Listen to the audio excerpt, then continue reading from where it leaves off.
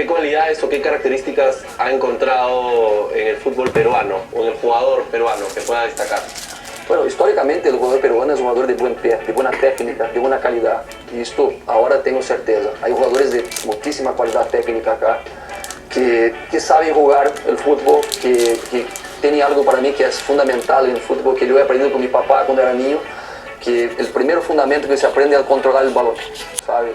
Y el jugador peruano controla bien el balón. A partir de ahí hay otras cosas, ¿no? La toma de decisión, qué hace con el balón, pero controlar bien el balón es algo que es natural para el jugador peruano. Me parece que esta parte técnica, que es el más difícil de tener, se tiene. A partir de ahí hay otras cosas a se desarrollar, no solo la parte táctica, porque me parece tácticamente los jugadores comprenden bien lo que se pide, quizá un poco más la parte competitiva, ¿no?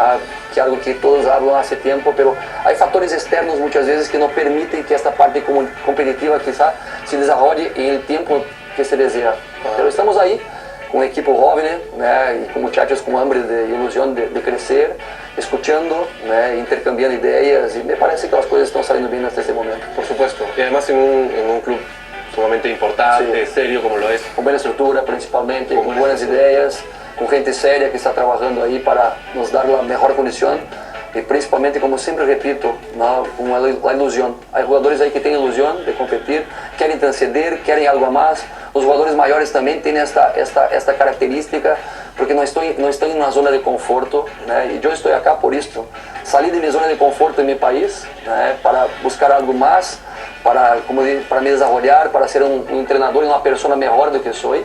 Entonces, cuando encuentran personas con estas ideas, ¿no? De forma general en común, creo que las cosas tienen una tendencia a seguir bien, ¿no? Y espero mantener esto hasta el final de la temporada.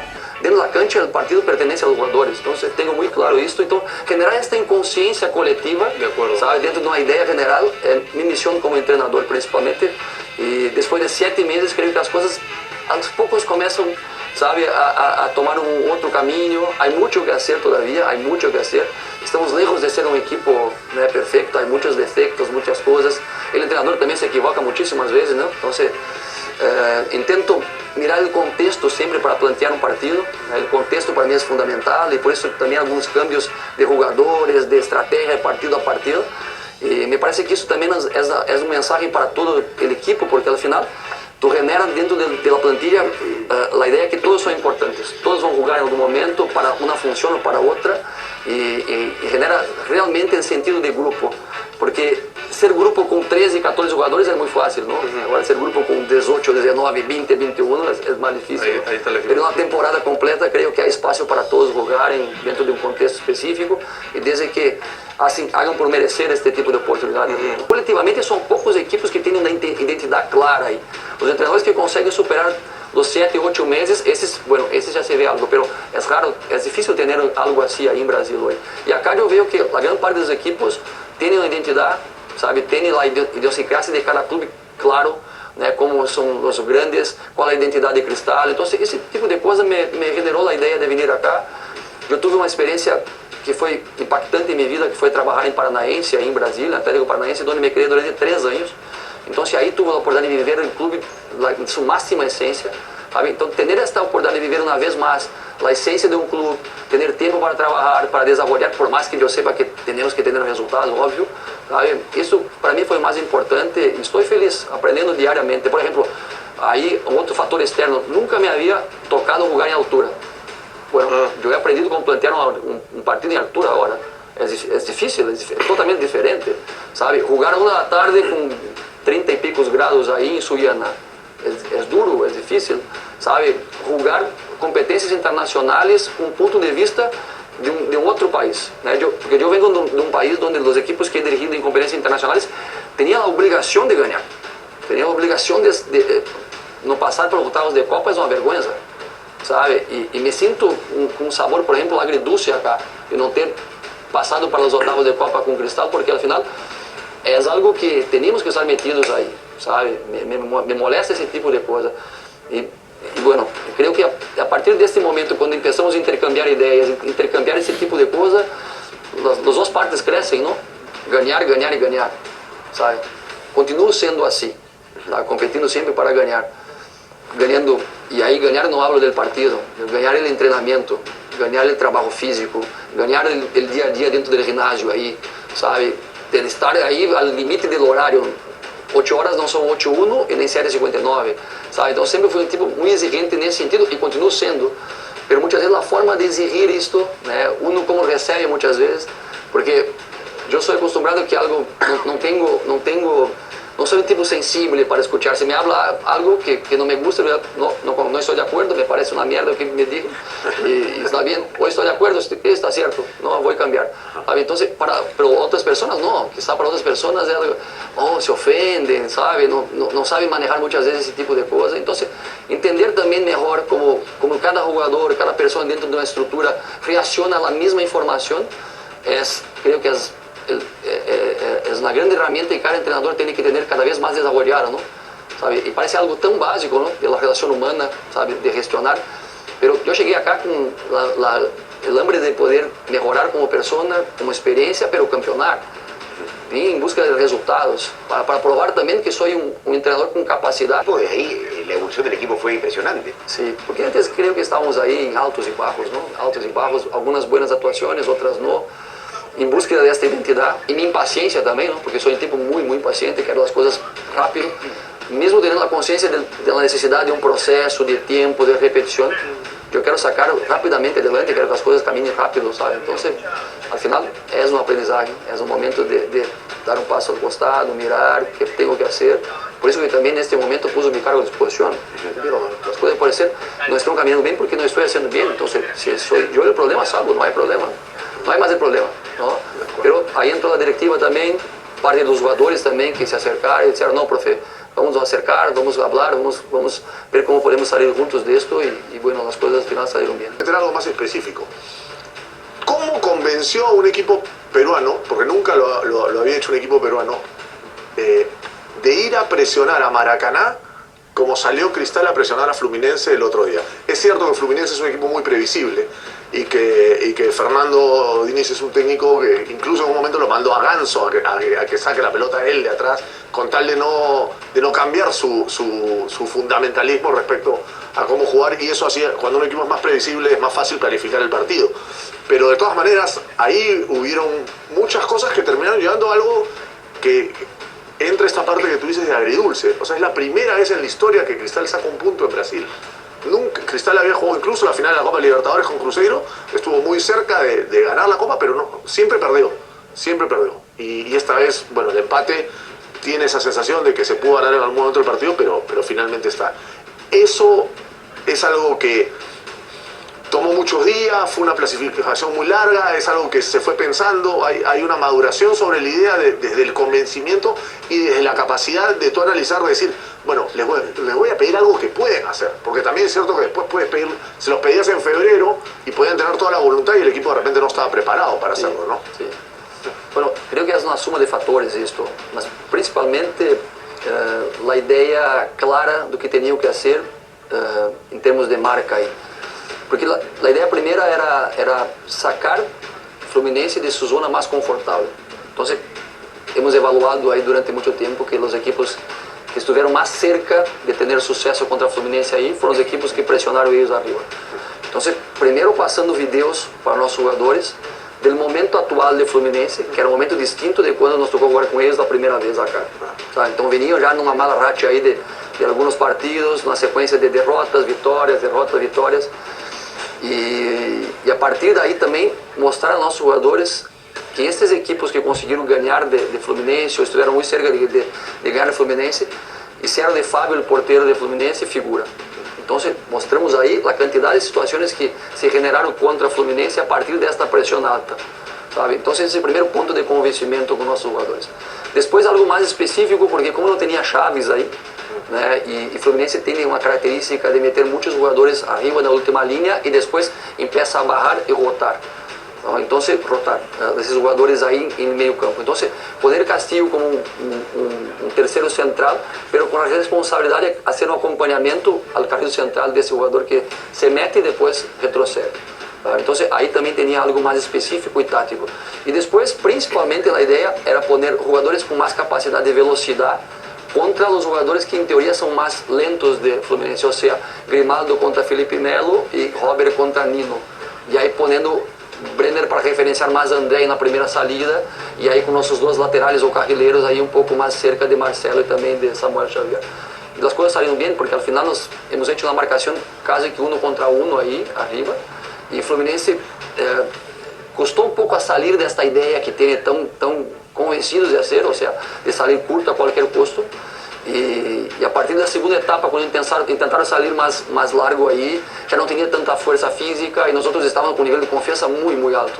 Então foi um trabalho prévio, mas as primeiras ações dentro da cancha, quando começaram a sair bem, isso genera a confiança natural dentro do jogador, ¿no? Então, mira, começamos a fazer o que foi proposto e sale bem, bueno, continuamos haciendo. Então, não é algo que talvez, por exemplo, se planteamos o mesmo tipo de trabalho e as coisas ao início não saem bem 1, 2, 3, 4 vezes, bueno, é natural, o jogador que se protege mais, retrocede, bueno, vamos marcar acá em 3/4, bajamos um pouco mais e quizás as coisas não saíssem tão bem assim. Então é algo natural dentro do processo de convencimento, mas passa por o que foi feito antes e também durante o partido, o trabalho de confiança que se foi ganhando com as ações que se foram aí conquistando homem contra homem, e aí tu sabe, porque jogaste, Diego, uno percebe dentro da cancha quando o jogador perde a confiança. Então quando tu consegue sacar a confiança do jogador referente de Fluminense, uno percebe, mira, se está sem confiança, empieza a meter pelotaços largos de qualquer forma aí, bueno, está para nós outros, vamos continuar fazendo isso e as coisas saíram bem aí, não tão bem porque al final não ganhamos o partido, ¿no? Pero hubiera sido lo idóneo, pero se sacó un buen resultado. Sí, un buen resultado por el contexto todo, pero la necesidad de la victoria, ¿no? Yo me quedo realmente con esa sensación, porque al final nos faltó quizá un poco más de ideas ofensivas al final ahí para generar alguna situación más clarita de gol. Pero la sensación que generó de forma positiva de ver o Fluminense todo replegado atrás aí no final do partido, sabe, pedindo al final do partido, do tempo aí que se terminasse, essa é uma sensação positiva para o futuro deste equipo, porque há muitos jogadores aí de 20, 21, 22 anos que estão jogando, 19, no caso de Dias aí, que quizá ganham uma experiência de 10 anos em 6 meses, jogando contra River, contra Fluminense, equipos duros de jogar de local, de visita, né? A pré-Libertadores que hemos passado aí desde o início da temporada. Então, passar por esse tipo de partido realmente lhe dá a experiência e a confiança para conseguir fazer algo mais, não? Então, nós estamos agora com o Emelec, por exemplo, por a Copa Sudamericana. Estamos confiantes que se pode passar duríssimo. Porque independente do momento que vive Emelec, é um equipo tradicional do Equador, e quando é um torneio de 1 contra 1, qualquer coisa pode passar, a camiseta tem peso aí, sabe? Pero no momento que nos agarra é um bom momento. Creio que temos sim a ilusão e a condição hoje de pensar em passar uma fase adiante. E me acordo que a partir desse momento aí, as experiências que tinha eram de conviver com ex-futebolistas, treinadores ex-futebolistas. E como eu fui futebolista aí há 21, 22 anos, mas tinha uma experiência, pouca experiência nesse sentido. Então, sacar proveito de cada treinador que tuvo a oportunidade de trabalhar foi importante. E quando se trabalha em equipos ticos de uma província, que não estão metidos em competições nacionais, por exemplo, eu diria como Copa Peru, algo assim, tu tem que plantear partidos de todas as formas, não? A pelotaço largo, então, me acordo, por exemplo, de um treinador que trabalhado que dizia para a defesa, mira, a pelota é uma bomba que tem que explotar na cancha rival. Nunca me olvidei disso, sabe? Então, tu empieza a aprender, a pelota é uma bomba que tem que explotar allá. Bueno, já está. Então, a partir daí, vamos formando nossa característica como treinador. A partir daí, tu percebe que vai a outro equipo, com outro treinador, tem outra característica. A defesa mira, a pelota vem do cuero da vaca come lá, tem pasto, a pelota tem que estar aí, em pasto. A pelota tem que estar em pasto, sim, sabe? Então, vamos aprendendo a partir de cada experiência com cada treinador. ¿Sí? Então, poderia dizer que, bueno, minha referência é Mourinho, é Guardiola. Não, minhas referências são esses treinadores com quem eu trabalhei durante toda a minha vida, de todos os tipos, de tamanhos, escolas. Então, eu diria que quando eu he trabalhado como treinador principal a partir de 2009 para 2010, que empecé em equipos ticos aí, armava meus equipos para defender e contra-atacar.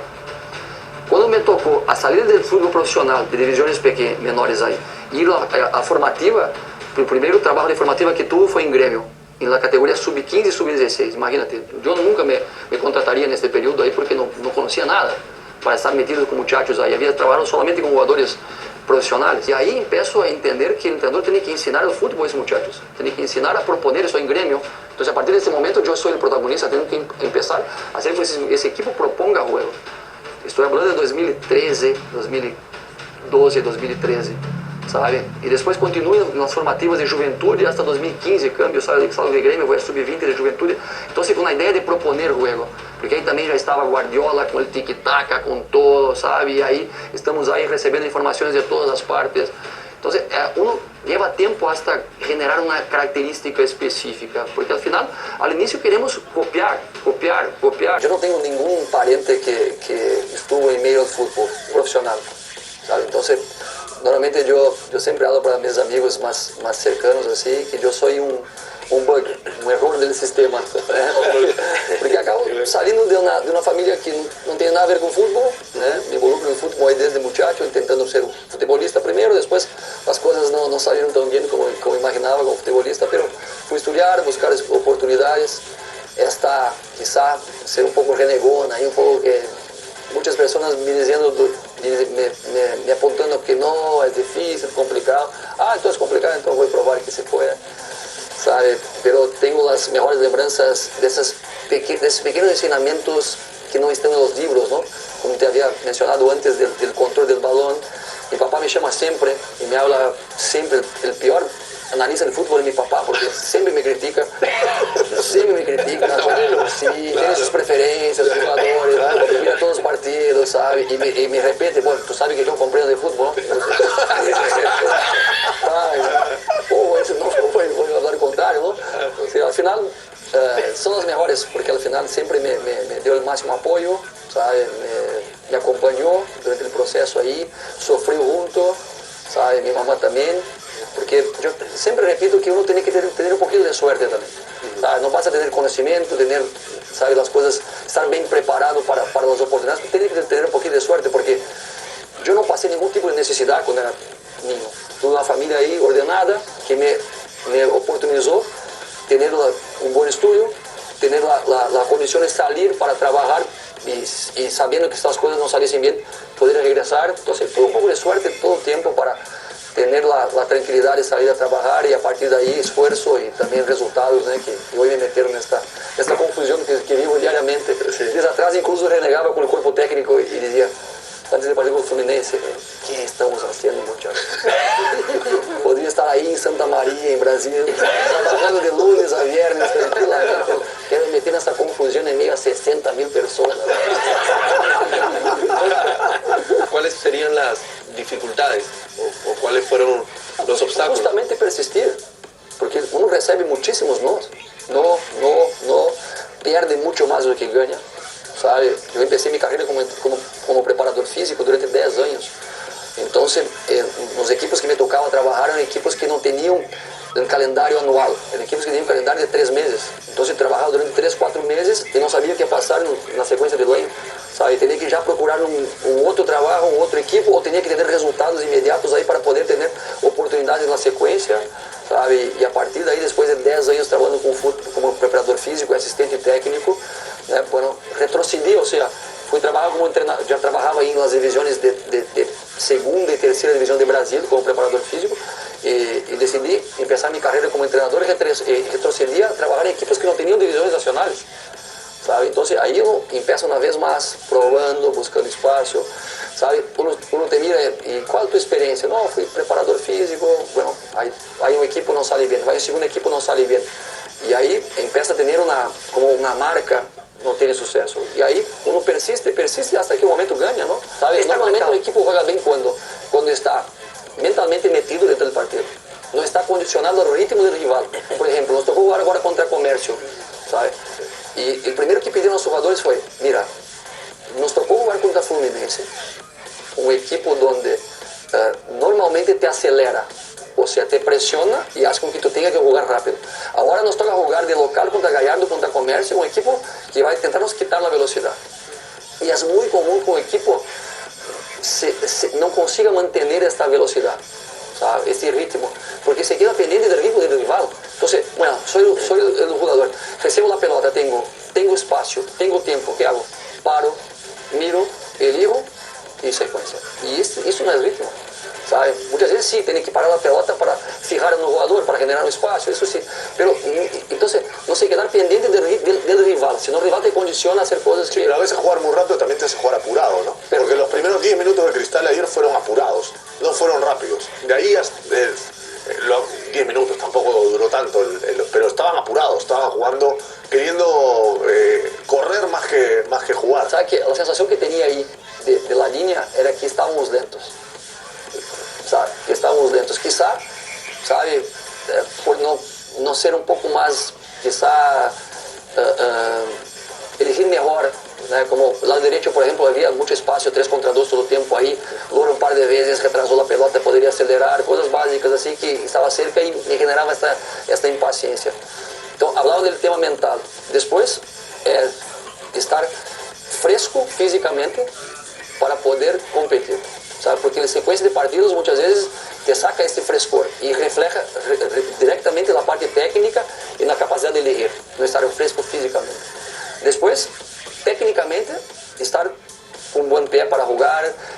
Yo hablo mucho de la táctica individual, de entender el espacio, el tiempo, de manejar la pelota, ¿sabe? Y después la parte táctica de forma general, para mí es consecuencia de esto todo. Si estoy bien mentalmente, estoy bien físicamente, técnicamente estoy en un buen día, tácticamente las cosas van a salir naturalmente. Porque hay una idea básica, a partir de ahí hay una estructura básica, ¿no? Pero es consecuencia. Para mí, la estructura, o sea, el sistema, es consecuencia de esto todo y no causa. Siempre se ha escuchado acá, en el último tiempo, que no se puede competir por la diferencia presupuestal. Cristal compitió hasta el último minuto del último partido y lo pudo ganar. Y sigo picón, porque se pudo ganar el partido. La pregunta es, ¿cuántos jugadores del equipo de Cristal, hoy, no quiénes, porque sería un poco más peligroso hablar de quiénes, pero cuántos podrían jugar en la primera de Brasil? Es difícil. Titulares, ¿ah? No sean parte del equipo. Es que el fútbol brasileño tiene diferentes equipos, ¿no? Hay equipos como los equipos que están ahí arriba en la tabla, como es Flamengo, como es Palmeiras hoy, otros equipos que están metidos, y hay equipos que hoy están peleando abajo, ¿sabes? Entonces, muchas veces jugar en primera de Brasil o Argentina es un poco de ilusión también, ¿sabes? Nem todos los futbolistas que están ahí son craques, ¿no? Yo creo que tenemos buenos jugadores acá, buenos jugadores. Sí, yo no puedo decir un número, pero si tenemos en cuenta cómo hemos competido la Copa, una buena parte de los muchachos que están acá con nosotros sí tienen espacio para jugar ahí, ¿sabe? Y hablo que un poco de ilusión en la primera de Brasil y Argentina, por ejemplo. ¿Cuántos equipos están en la primera de Argentina? 28. 28. Entonces, cualquier jugador de Argentina juega en primera. Entonces te vende un producto muchas veces, mira, tenemos un jugador de primera de Argentina, bueno, de primera de Brasil juegan 20 equipos. Hay muchos jugadores ahí, ¿sabe? Lo que quiero decir es que hay espacio, sí. Lo que pasa es que tal vez pocos jugadores peruanos tengan trascendido el Brasil lo suficiente para generar la confianza para que se mire este mercado, ¿sabe? Y ese tipo de partido ahí, como jugamos contra Fluminense, como hemos jugado contra River, ese tipo de oportunidad de jugar internacionalmente, esto prueba para todo el mercado sudamericano que sí hay buenos jugadores acá. Y mira, hay una cantidad de agentes, representantes, directivos también que nos llaman ahí a preguntar específicamente a algunos jugadores nuestros ahí para el mercado sudamericano, específicamente para el mercado brasileño. Entonces, creo que sí, hay una buena parte de nuestros jugadores que tenían condiciones de jugar ahí. Representa un poco do que es talento en la esencia, ¿sabe? Cuando encontra un jugador talentoso que tiene por su ADN, no es algo que fue formado, sabe, como pasó por cantera sub-13, 14, 15, pasó por un proceso, es algo un poco más natural, ese proceso de talento. A partir de ahí, elegir mejor es el principal desafío, ¿no? Cómo elegir mejor, elegir los momentos, saber mejor o que se hace con espacio, con tiempo, sin espacio, de espalda. Entonces, estamos haciendo un trabajo con él y él está en un momento, creo que personal bueno también para aceptar, para escuchar. Y este es un gran problema de esta generación de jugadores, porque el entrenador actualmente tiene poco tiempo con ellos.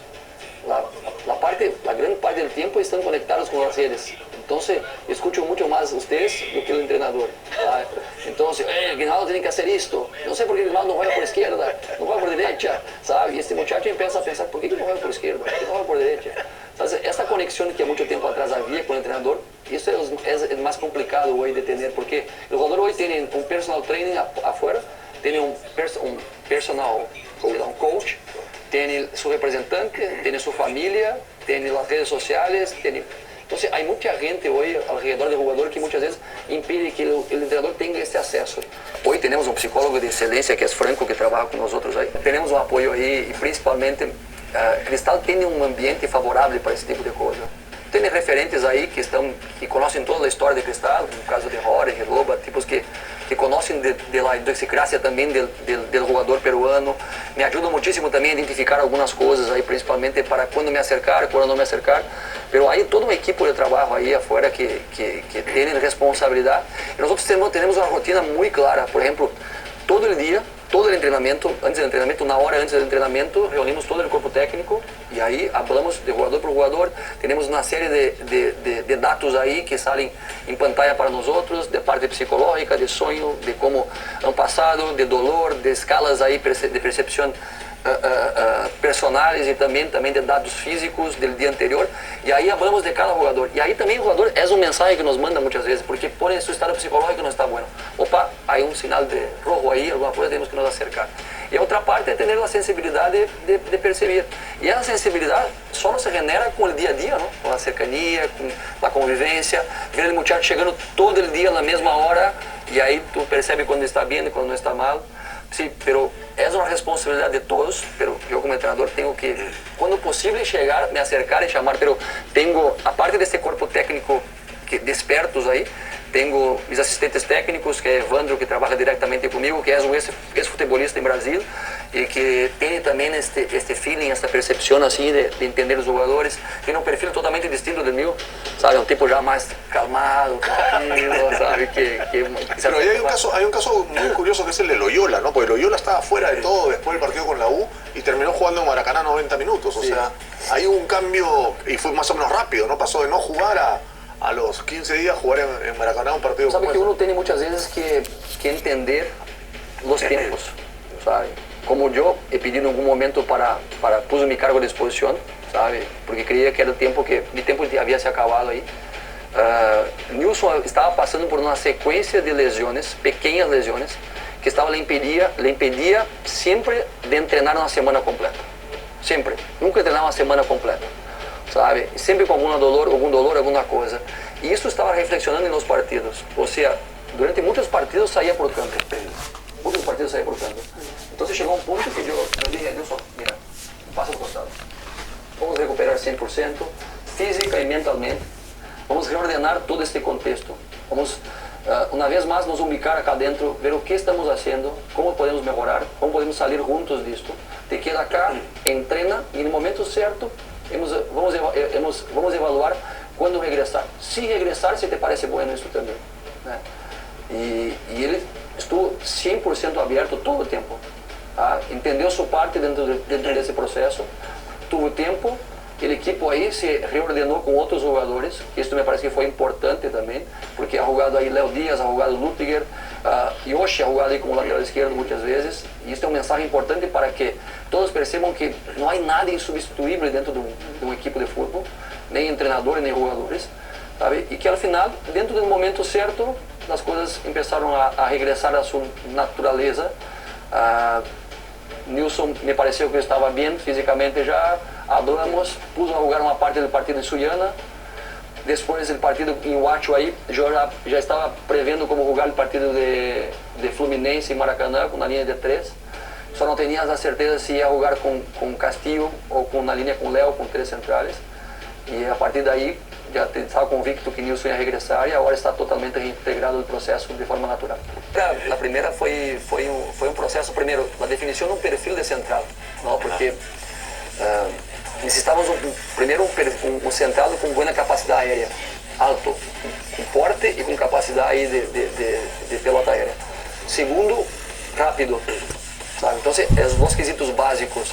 Não estava tão preocupado em bom pé, esse tipo de coisa, mas rápido para coberturas, porque a ideia inicial era tentar jogar com uma linha um pouco mais curta, então necessita centrais e jogadores da última linha com um ponto de velocidade. E evaluamos muitíssimos nomes. E aí há um pouquinho também do contexto de suerte nisso tudo, porque já conhecia a Inácio jogando por Bahia e jogando por Chapecoense em Brasil. Y a la final del año pasado terminó el contrato dele con Bahía justamente cuando el Grupo City compró a Bahía.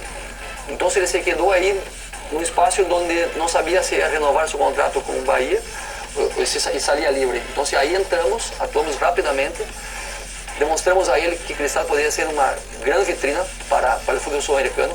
Imagínate que esta era su primera Libertadores, nunca había jugado una competencia internacional antes, su primera competencia internacional, ¿sabe? Entonces, y ese tenía todo el perfil que queríamos, o sea, jugador alto, de velocidad. Claro que acá, trabajando directamente con él y también teniendo la opinión de otros entrenadores que habían trabajado con él ahí en Brasil, hoy solo se confirmó que ya hablaban, el potencial que tiene. Y ahora me llamó a atención un dato importante, que es el siguiente: es tan difícil para un jugador brasileño jugar en la Libertadores. Muchas veces uno juega la vida toda en la Primera de Brasil y nunca juega en la Libertadores. Cosa que pasa acá, parece tão simples jugar na Libertadores acá, né? Porque está em Cristal, ou Aliança, ou Laú, sempre vai estar metido na Copa Internacional aí, não?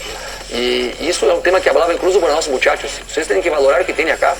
É difícil jugar na Copa Libertadores, ter a oportunidade de jugar uma competência como esta, ¿sabe?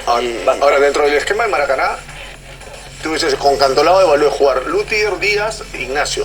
Pero más allá de lo de Castillo, que Castillo lo hizo bien, lo importante fue que Ignacio jugó al medio. Sí, entonces él cubrió mucho más espacio que si lo hace jugar a la derecha y solamente cubre el lado derecho. Perfecto. No, la idea es justamente esta, porque él con su capacidad de velocidad y el momento que pasa, tenía que estar centralizado en la cancha, para poder actuar por los dos lados, ¿no? Y por la derecha estar ahí un poco limitado. Entonces la idea justamente fue esta también, ¿no? Conectado también con la idea de tener un jugador que pudiera jugar defensivamente en la línea de 5 o un poco más adelante para perseguiciones curtas.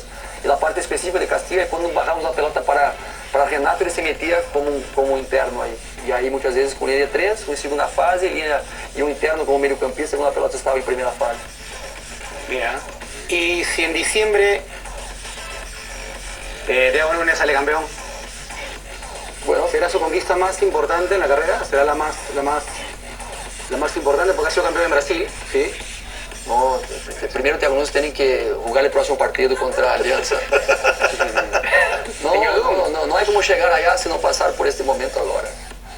E se Thiago Nunes sale campeão na final, vai tomar muitos piscos. Thiago me ha amagado como Grimaldo. Paranaense, ¿no es cierto? 2018.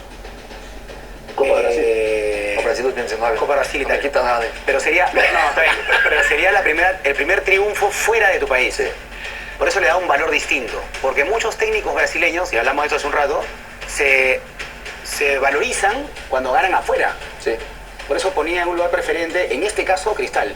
Además, entrarías, para efectos de Cristal, rompiéndole la racha y los títulos consecutivos de Alianza.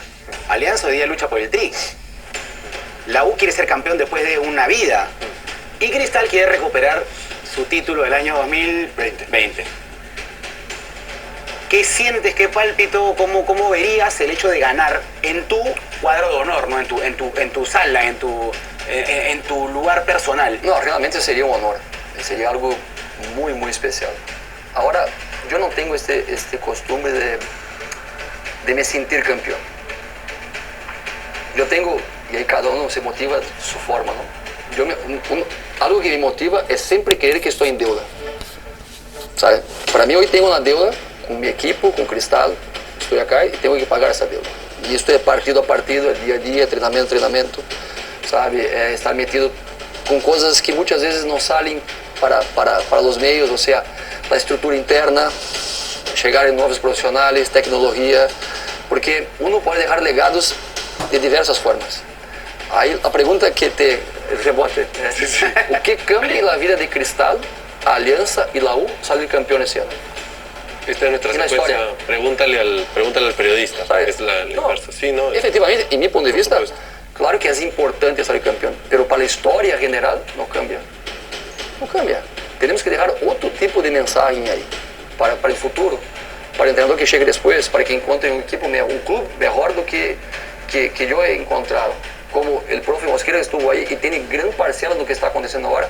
Es importante decir esto porque hay muchos muchachos que están jugando hoy que pasaron por el proceso inicial con él y sus manos, ¿sabe? Entonces no hay un salvador, es un proceso, ¿sabe? Como hay jugadores que están jugando por la primera vez conmigo ahora, que quizá no van a tener las mejores oportunidades y van a jugar con otro entrenador adelante, ¿sabe? Entonces, dejar un club mejor do que yo he encontrado en aspectos internos, para mí, es lo más importante, ¿sabe? Campeonar sí, pero las medallas estas, al final, se quedan para los hijos después, se venden, ¿sabe? Los títulos son importantes, marcan, pero este mensaje interno, el concepto interno que quiero dejar para los empleados del club, las personas que conviven diariamente, es que sí se puede ser mejor do que ya somos.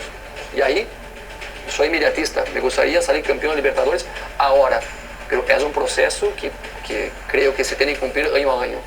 Y ahí, a partir de ahí, bueno, uno va a tener la suerte de llegar y ganar en algún momento.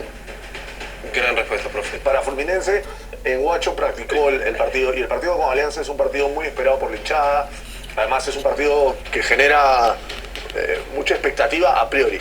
El partido con Alianza, ¿cuándo lo empiezas a planificar? O en general los partidos. Porque tienes además la ventaja de que tienes semana larga, que no siempre tienes semana larga para planificar. Tengo semana larga y no tengo al mismo tiempo, ¿no? Porque 3 días después de Alianza ya juego el partido que es fundamental con Emelec. Y el partido de Alianza es un clásico, hay toda una atmósfera ahí por este partido, pero el torneo peruano solo termina en noviembre. La Copa Sudamericana puede terminar en 2 semanas, ¿sabe? Entonces para mí hoy es más importante la Copa Sudamericana, ¿sabe? Y no estoy diciendo que el partido de Alianza no es importante, es fundamental para la esencia de nuestra hinchada, para nuestra gente, ganar un clásico, jugar ahí en Matute por todo que implica este partido. Pero yo estoy en ese momento planificando el partido contra Alianza, pero al mismo tiempo yo estoy pensando también en Melec. ¿Y puede ser con el mismo 11? Gracias, Michael. Sí, adelante. Esa es Sí, ¿no? Sí, no. No, pues esa no te la va a dar. No, yo sé, pero con sí, no, mejor ya. no está bien. Lo que pasa es que No lo descarta. puede pasar que por una cuestión Que son física... contextos diferentes, ¿no? Primero tenemos que vivir ese partido para ver quién está bien físicamente, cómo está la recuperación. Y aparte, como un partido es de visita y otro partido es local. Un partido es por el torneo, que sabemos que se arriesga un poco más de ese partido y se pierde. Hay consecuencias, pero se puede todavía correr atrás, ¿no? Buscar más. Ahora se puede quizá después con la secuencia de los partidos a llegar más cerca de Alianza, perdón, ahí en la tabla general. Pero el partido contra Emelec son 2 partidos, se pierde la ida, la vuelta se queda más complicado, entonces tenemos que estar atentos a todos los escenarios posibles.